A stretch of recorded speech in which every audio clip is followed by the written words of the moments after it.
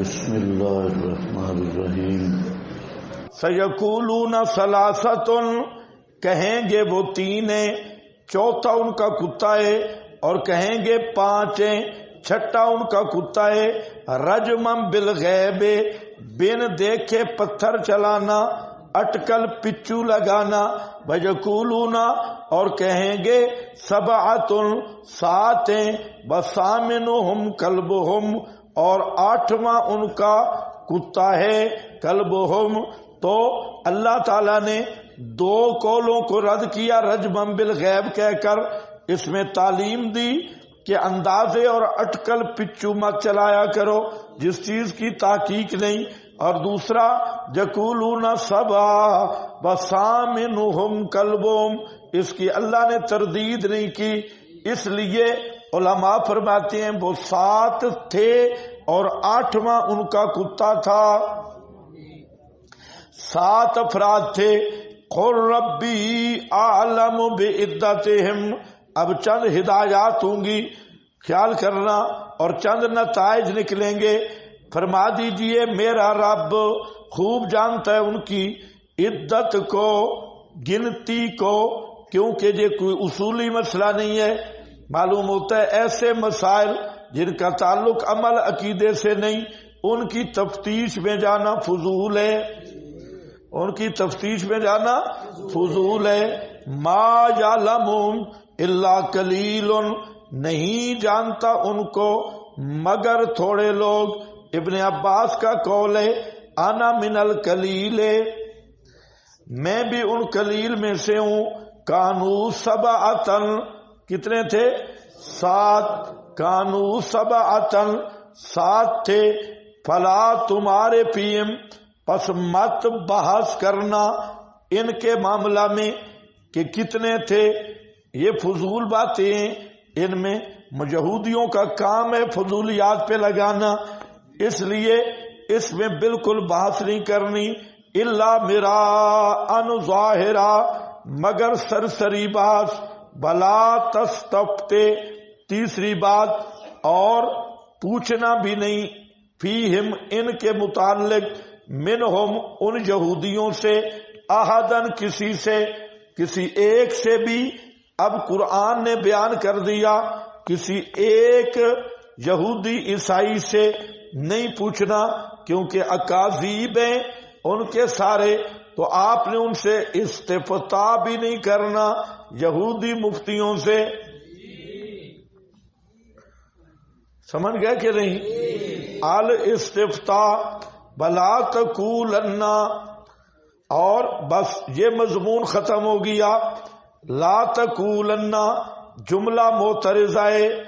یہاں پر مسئلہ ہے کہ اس آیت کے شان نزول میں وہ جو روایت کی میں بات کر رہا تھا سورہ بنی اسرائیل میں بھی، یہاں ایک روایت آئی ہے تفسیروں میں کہ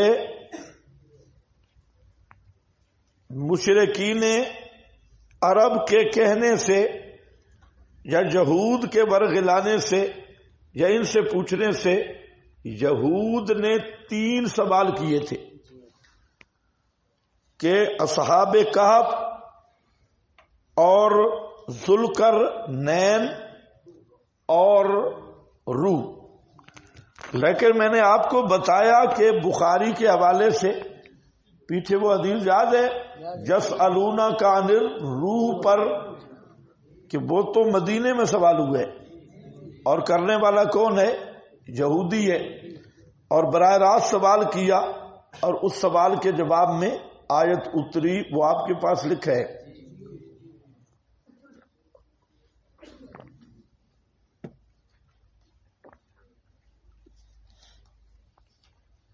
ہاں بھائی، لیکن یہ روایت بھی موجود ہے۔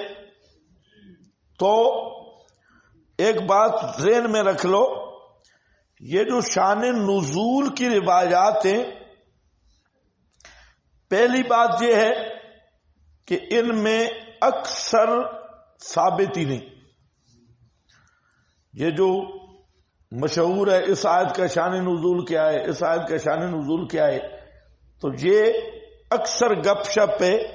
ایک کتاب ہے اسباب النزول واحدی کی زیادہ انحصار اسی پہ ہے، اور پھر دوسرے جو بزرگ ہیں وہ کلبی سدی اور ابن اسحاق اور اس طرح کے. تو یہ بات ذہن میں رکھو کہ اکثر شان نزول کی روایات کا اعتبار نہیں، چند آیات کا شان نزول ثابت ہے، اور وہ جو شان نزول ہے اس کو سمجھنا بھی ضروری ہے کہ شان نزول کا یہ معنی نہیں ہے کہ یہ واقعہ پیش آیا اور اس کے بعد آیت نازل ہوئی، یہ معنی ہرگز نہیں. شان نزول کے مفہوم میں وسعت ہے، اور وسعت یہ ہے کہ اگر اس آیت کا مصداق یا انطباق کوئی واقعہ بن رہا ہے تو وہ کہتے ہیں کہ اس واقعہ میں یہ آیت نازل ہوئی. مصداق بن رہا ہو، چاہے وہ واقعہ بہت بعد میں پیش آیا ہو یا پہلے پیش آیا ہو، لیکن اس آیت کے ساتھ مناسب ہو اور اس کا مصداق بننا صحیح ہو، مناسبت موجود ہو، تو وہ مفسرین کہہ دیتے ہیں کہ اس واقعہ کے بارے میں یہ آیت نازل ہوئی. تو مطلب ہے کہ اس واقعہ پر بھی منطبق ہو سکتی ہے. کچھ بات سمجھ آ گئی ہے یا نہیں؟ جو بالکل نہیں ہے. یہ الفوز الکبیر میں حضرت شاہ صاحب نے پوری وضاحت کے ساتھ لکھا شان نزول کا. یہ اس شان نزول میں وسعت ہے، صرف وہ بھی شامل ہے لیکن صرف وہ مراد نہیں ہے. تو اس لحاظ سے روایات میں تطبیق ممکن ہے کہ وہاں راوی نے میں نے کہا تصرف کر کے بیان کر دیا اور وسعت تو وہاں اختصار ہو گیا. تو اس لحاظ سے اگر لیا جائے تو پھر تعارض اٹھ جائے گا، تعارض نہیں رہے گا. سمجھ گئے میری بات؟ تو خیر فی الحال تو یہی ہے. تو پھر دیکھیں گے بلا تقولن لشیء، ہرگز نہ کہنا کسی چیز کے بارے میں انی فاعل ذالک غدا، بے شک میں کرنے والا ہوں اس کام کو مستقبل میں. غدان کا معنی کل بھی ہے لیکن جا فی ما یستقبل من الزمان مدارک، کل پرسوں ترسوں مستقبل کو شامل ہے. نہ کہنا میں کرنے والا ہوں الا ان یشاء اللہ، مگر ان یشاء اللہ. یہ ذرا خیال کرنا، جو علماء حضرات ہیں وہ ذرا خیال کرنا. الا ان یشاء اللہ کا معنی نہیں بنتا، ذرا لفظی معنی کرو. لا تقولن لشیء، ہرگز نہ کہنا کسی چیز کے بارے میں بے شک کرنے والا ہوں، بے شک میں کرنے والا ہوں اس کام کو غدن کل یا مستقبل میں، مگر یہ کہ چاہت اللہ کی. ان یشاء مصدری ہے نا، مصدری معنی کرو. مگر یہ کہ مشیت اللہ کی. کیا معنی مگر یہ کہ مشیت اللہ کی؟ یہ تو تم کہہ رہے ہو نا، ترکیبی ترجمہ کرو. ترکیب نہیں بن رہی اور پورا معنی بھی واضح نہیں ہو رہا. الا ان یشاء اللہ. اب ذرا میری طرف خیال کرنا، کان ادھر، آنکھیں نیچے آیت پہ. الا قولا متلبسا بمشیت اللہ، الا قولا متلبسا بمشیت اللہ. اب بات بن گئی کہ ان یہ مصدریہ معنی بے مشیت اللہ اور متلبسا قولا متلبسا بے مشیت اللہ. آپ کے پاس مدارک کا حوالہ ہے جہاں صرف متلبس کی جو ملتبسا لکھے ہے، متلبسا بے مشیت اللہ قائلا انشاء اللہ. قائلن انشاء اللہ یہ کیا، لیکن اس کو مختصر کر لو، قولن متلبسن بمشیت اللہ. اب عبارت پوری نکل آئی. اب مانا کیا ہوگا کہ میں کرنے والا ہوں آئندہ زمانے میں، مگر لا تقولن الا قولا متلبسا بمشیت اللہ، مگر بات جو متلبس ہو اللہ کی مشیت کے ساتھ. نیچے ترجمہ اردو میں ہے مگر خدا کے چاہنے کو ملا دیا کرو، مگر خدا کے چاہنے کو مراد انشاء اللہ کہا کرو. بذکر ربک، اگر غور کرو تو لوگ مختار کل پہ جھگڑ رہے ہیں. پیغمبر کریم ما فوق الاسباب امور میں مختار شے بھی نہیں.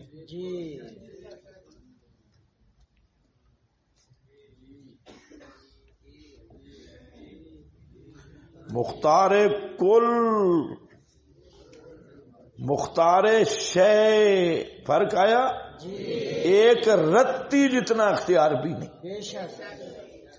یہ جو تمہارے ملا کول کولتے ہار ہار کرتے ہیں نا، یہ توحید سمجھتے ہی نہیں. اور رات جو مسئلہ چل رہا تھا ہار شے، ہار شے، ادھر ہار شے میں نہیں، ایک رتی جتنا بھی ما فوق الاسباب اختیار نہیں، ایک رتی جتنا. اور جو رتی سمجھتے ہو سرسوں کے دانے جتنا بھی اگر کوئی پیغمبر کا ما فوق الاسباب تصرف مانتا ہے تو بالکل مشرک ہے. یہ وہ بات کرتا تھا وہ علامہ سعید اسد. جب گپ شپ ہوئی تو میں نے کہا، کہتے مختار کل والا میں نے کہا مختار کل چھوڑ، مختار کل کیا ہے؟ ہمارا عقیدہ کہ وہ مجھے یہ کہتا ہے کہ یار یہ جو مسئلہ حضرت تھانوی کی عبارت کا چل رہا تھا کہ انہوں نے کہا کہ اگر کوئی نبی پاک کا علم اللہ کے برابر بھی مانے اور عطائی مانے تو مشرک نہیں ہے. تھانوی صاحب کی جو عبارت اس نے پیش کی تو کہتے ہیں دیکھو ہم تو اللہ کے برابر بھی نہیں مانتے. تھانوی صاحب نے تو یہ لکھا ہے. اور جو مختار کل کا مطلب ہے وہ تو ہم صرف اس تکوینی کائنات کے متعلق کہتے ہیں، اللہ کا مقابل تو نہیں کہتے. تو میں نے کہا تو کائنات کے بارے میں کہہ رہا ہے. ایک رائی کے دانے جتنا بھی ما فوق الاسباب امور میں پیغمبر کو متصرف مانے وہ کٹر مشرک ہے.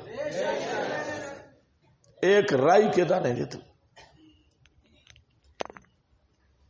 یہی تمہارے مولویوں کی بھول ہے.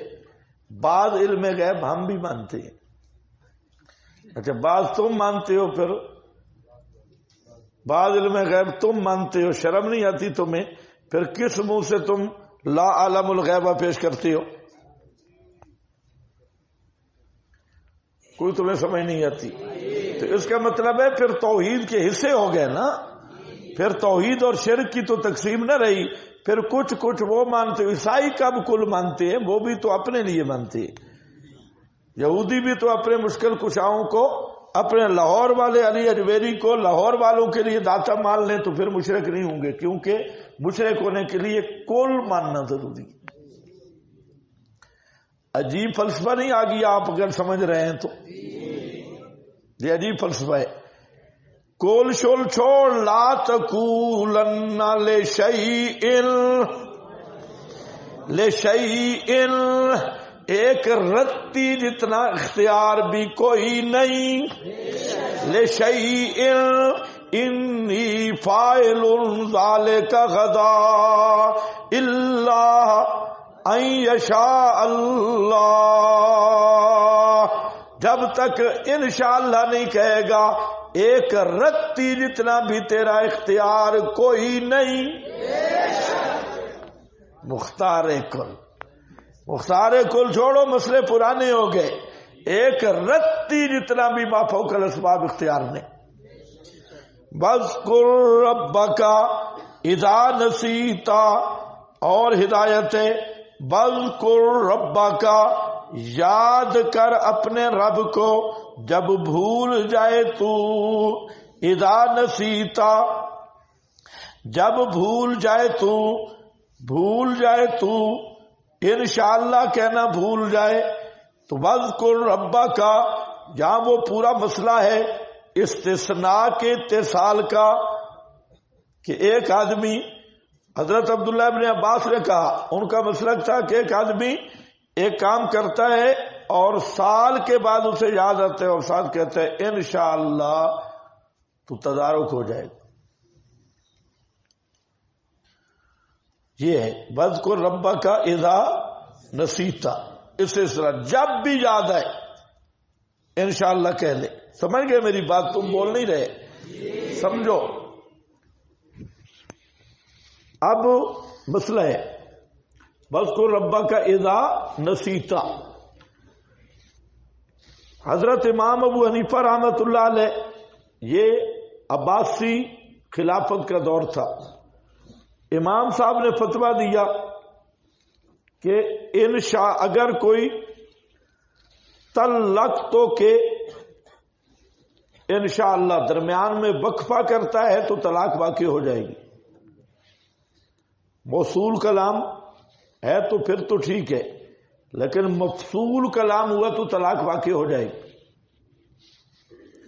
عباسی خلیفہ نے بلا لیا کہ میرے دادا کے ابن عباس کے مسلک کے خلاف کیوں فتویٰ دیا ہے؟ ابن عباس کہتا ہے کہ سال کے بعد بھی اگر کوئی انشاءاللہ کہہ دے وَاذْكُرْ رَبَّكَ اِذَا نَسِيتَ تو معاملہ حل ہو جائے گا. امام صاحب نے فرمایا کہ میں نے آپ کے دادا کا مسلک اس لیے نہیں لیا کہ مجھے آپ سے پیار ہے. اس نے کہا وہ کیسے؟ کہتے اگر میں بار لوگوں کو بتا دوں نا جنہوں نے آپ کی بیعت کی ہے اب انشاءاللہ کہہ دیں تو آپ کی بیعت ٹوٹ جائے گی. جنہوں نے آپ کو خلیفہ بنایا تھا، میں اگر بار بتا دوں کہ اب کہہ دو انشاءاللہ تو وہ بیعت ساری کیا ہو جائے گی؟ ٹوٹ. تو خلیفہ نے کہا ابا مہربانی ٹھیک ہے دادے والا مسئلہ آپ یہ نہ بتائیں. یہ ایک لطیفہ مشہور ہے واللہ اعلم، سند تو ہمیں ملی کوئی نہیں، تو بزرگوں سے سنا ہے.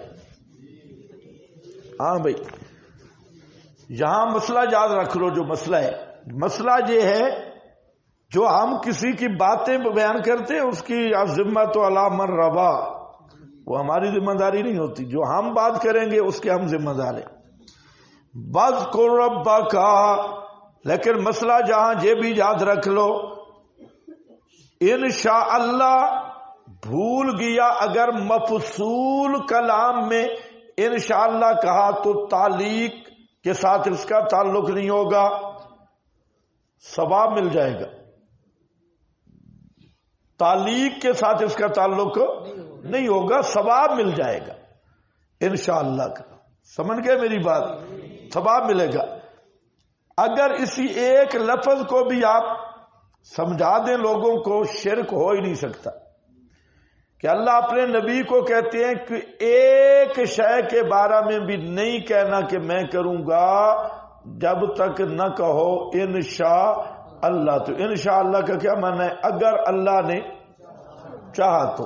اگر اللہ نے چاہا تو مشیت کس کی پوری ہوتی ہے جی؟ تو پھر متصرف کون ہوا؟ متصرف اللہ، اور کسی ایک چیز کے بارے میں بھی نہیں کہتے. تو پورے کا پورا اختیار یہ کس کا خاص ہے؟ اللہ کا. لا تقولن، علم غیب کی بھی نفی. وَاذْكُرْ رَبَّكَ، وہ انہوں نے سوال کیا تھا، آپ نے فرمایا کل، پرسوں، ترسوں، 15 دن کے بعد وہی آئی. پھر ادب سکھایا جا رہا ہے. اگر اس روایت پہ اعتماد کیا جائے، نہیں تو ہمیں روایتوں کا محتاج بنانے کی ضرورت نہیں. پیچھے دیکھو اللہ نے فرمایا وہ غار میں سوئے، ان کا پروگرام تھا رات گزاریں گے اور پھر نکل جائیں گے. ان کا ارادہ نہیں پورا ہوا. کس کا ارادہ پورا ہوا ہے؟ ان کی چاہت تو یہ تھی کہ ہم کل چلے جائیں گے، 309 سال تک رہ گئے، اور دوسرا یہ کہ ان کی چاہت یہ تھی کہ کوئی ہم پہ اطلاع نہ پائے، ہمارا کسی کو پتہ نہ چلے، لیکن اللہ کی مشیت کیا تھی؟ اعثرنا، ہم نے ان پہ مطلع کر دیا، تو ما قبل سے پتہ یہ چلا میرا پیغمبر کہ مشیت میری پوری ہوتی ہے، کسی اور کی نہیں۔ اب روایت ملانے کی بھی ضرورت نہیں، یہ ما قبل کے ساتھ لگ جائے گا۔ لا تقولن لشیء انی فاعل ذلک غدا الا ان یشاء اللہ واذکر ربک اذا نسیت وقل عسى ان یہدینی، اور کہے، توجہ ذرا کرنی ہے آیت پہ، اور ساتھ کہے کہ رہنمائی کرے گا میری رب میرا، لأقربا، زیادہ قریب والا، زیادہ قریب والا، اس اصحاب کہف کے قصہ سے بھی رشدہ، از روئے درستگی کے۔ کیا مانا؟ میرا رب مجھے اس سے بھی اہم واقعات کی خبر دے گا جو ہدایت کا سبب ہوں گے۔ اصحاب کہف والے قصہ سے بھی اوپر لکھا ہے کہ لشیء اقرب و اظہر من نبأ اصحاب الکہف، من نبأ اصحاب الکہف، اصحاب کہف کا جو واقعہ بیان کیا اس سے بھی اقرب اور اظہر خبریں دے گا، جو ادروے، جو رشدہ، ہدایت اور درستگی پہ مبنی ہوں گی۔ وَلَبِثُوا فِي كَهْفِهِمْ، وَلَبِثُوا فِي كَهْفِهِمْ، اور ٹھہرے رہے اپنی غار میں، 300 سنین، سال، وَازْدَادُوا 9، اور زیادہ کیا انہوں نے، 9 سال۔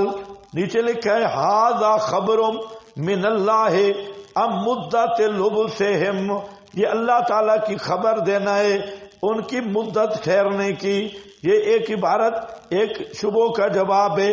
بعض قیلہ آپ کو مل جائے گا تفسیروں میں کہ یہ جو ہے لبسو، یہ بھی مقول یہود ہے، حکایتاً قول الجہود ہے، وہ جو پیچھے جن کا تذکرہ آ رہا ہے، لیکن ہم نے کہا یہ قیلہ ہے، یہ اس کا کوئی حیثیت نہیں، اس لیے ھذا خبر من اللہ ام مدت لبثہم، یہ ان کے ٹھہرنے کی خبر اللہ تعالی کی طرف سے ہے۔ 300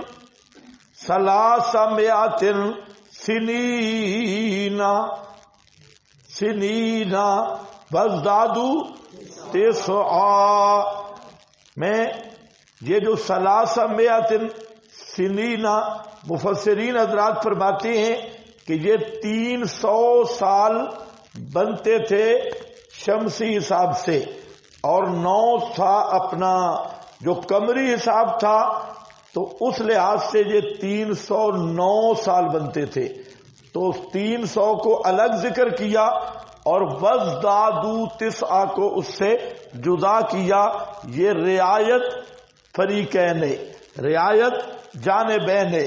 کچھ لوگ شمسی حساب کرتے، کچھ قمری، تو ترتیب ایسی رکھی کہ دونوں پہ دلالت ہو جائے۔ یہ بعد حضرات کا بیان کردہ نکتہ ہے، تفسیر نہیں ہے، یہ بھی یاد رکھو، یہ نکتہ ہے، تفسیر نہیں ہے۔ تفسیر وہی ہے کہ 309 سال ٹھہرے رہے۔ قل اللہ عالم، اب چند تفریعات آ رہی ہیں اور قرآن خود نتیجہ نکال رہا ہے۔ ایک نتیجہ تو ہم نکالتے ہیں، ایک قرآن نکال رہا ہے کہ اصحاب کہف سے مسئلے کیا حل ہوئے۔ توجہ ہے؟ ہاں بولتے ہو، جلدی ختم کریں۔ اصحاب کہف سے مسئلے کیا ثابت ہوئے؟ فرمایا اس واقعہ سے 2-3 مسئلے کھل گئے۔ ایک مسئلہ یہ کھل گیا کہ غیب دان کون ہے. دوسرا مسئلہ یہ کھل گیا کہ متصرف ما فوق الاسباب کون ہے. تیسرا مسئلہ یہ کھل گیا کہ حاکم اعلی کون ہے. تین مسئلے ثابت ہو گئے اس واقعہ سے، اور یہ نتیجہ خود قرآن بتا رہے. دیکھو مسئلہ سما بھی حل ہوا ہے.